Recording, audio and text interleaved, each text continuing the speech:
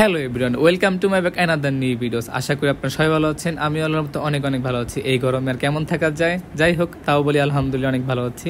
তো আজকে ভিডিওটা অনেক বেশি ইন্টারেস্টিং হতে যাচ্ছে, কারণ আজকে আমি চলে যাচ্ছি আমাদের বাসার খুবই কাছেই হেমায়তপুরের লাজপল্লী কনভেনশন হল। কারণ এখানে আজকে হবে অভিনয় শিল্পী সংঘ থেকে, অ্যাক্টিং ইকুইটি থেকে পিকনিক সভা।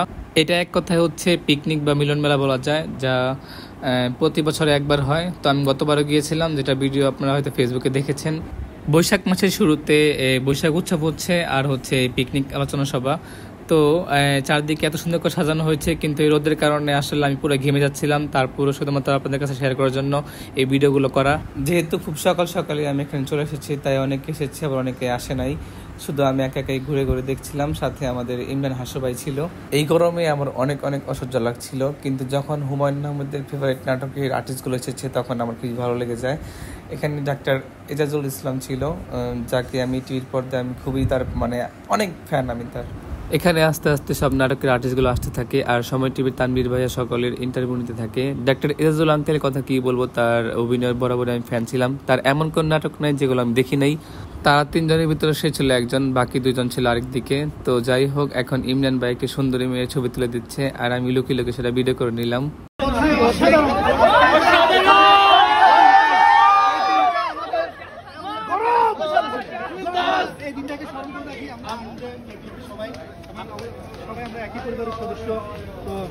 অসংখ্য ধন্যবাদ।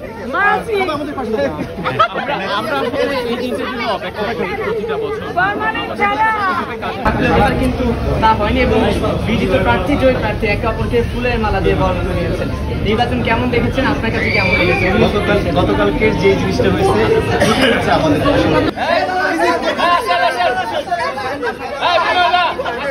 এগুলো হচ্ছে সব আর্টিস্টরা যখন একসাথে হয় তখন তারা কিভাবে আনন্দ উল্লাস করে, সেগুলো আর কি আমি ভিডিও করে আপনাদের সাথে শেয়ার করলাম। তারপর 360 ডিগ্রিতে ঘোরার জন্য আমি লাইনে দাঁড়িয়েছিলাম। লাইনে দাঁড়াতে প্রায় দেখি সন্ধ্যা হয়ে যায়। তারপরে আমি অবশেষে সফল করতে পারলাম। তারপর এখানে এসে বিভিন্ন পোজ দিয়ে আমি ঘুরে নিলাম, আর ঘুরতে মাথা ঘুরে গেল। তারপরে আবার শেষ নিচে নেমে গেলাম। নিচে নামার পর দেখি যে চারদিকে লাইটে ঝলমল করছে, আর এদিকে আবুল হায়াত কার সাথে যেন কথা বলছে। তারপর আমি একা এখানে আবার ভিডিও করে নিলাম। আজকে সারাদিন অনেক গরম ছিল, এখন যেহেতু প্রায় সন্ধ্যা হয়ে গেছে সেজন্য আর কি গরমটা একটু কম। লাজপল্লীতে এতক্ষণ দেখেছিলেন হচ্ছে দিনের ভিউ, এখন দেখবেন হচ্ছে রাতের ভিউ।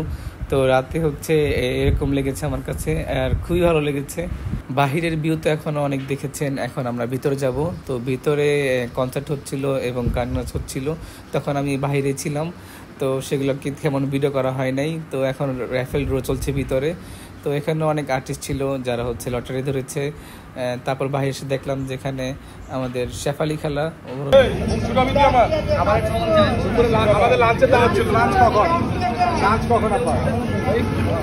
আর এইদিকে দেখেন কাকু মনের সুখে, কাকু ফায়ার হয়ে গেছে, নাচতেছে একদম। বাবা, তার খুশি দেখে আমি নিজে খুশি হয়ে গেলাম। তাই ভাবলাম যে আমিও একটা এরকম ভিডিও বানিয়ে নেই। তাই আমি আবার এরকম একটা ভিডিও বানিয়ে নিলাম। ভিডিও বানানো শেষ করে আমি যখন ভেতরে যাই, এখনো দেখি ভিতরে র্যাফেল ড্র চলছে, সবাই নানা রকম লটারিতে পুরস্কার পাচ্ছে। আর আমি আগে জানলে তো হয়তো লটারি কুপনগুলো কিনে নিতাম। এদিকে আমরা বসে আছি, আর দিশার মতো আর দিশা সবাই ভাবছে যে ওরা কেন লটারি পাচ্ছে না। তো মনের দুঃখে এখানে বসে আছে, লটারি না পেয়ে সে বাহিরে এসে সবার সাথে ঘোরাঘুরি করছে আর ছবি নিয়ে ব্যস্ত।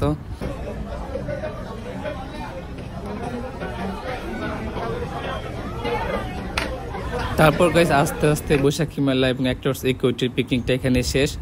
আশা করি আপনাদের সবার ভালো লেগেছে। ভালো লেগে থাকলে অবশ্যই লাইক, কমেন্ট আর শেয়ার করতে ভুলবেন না। আর সবাই ভালো থাকবেন। আল্লাহ হাফেজ।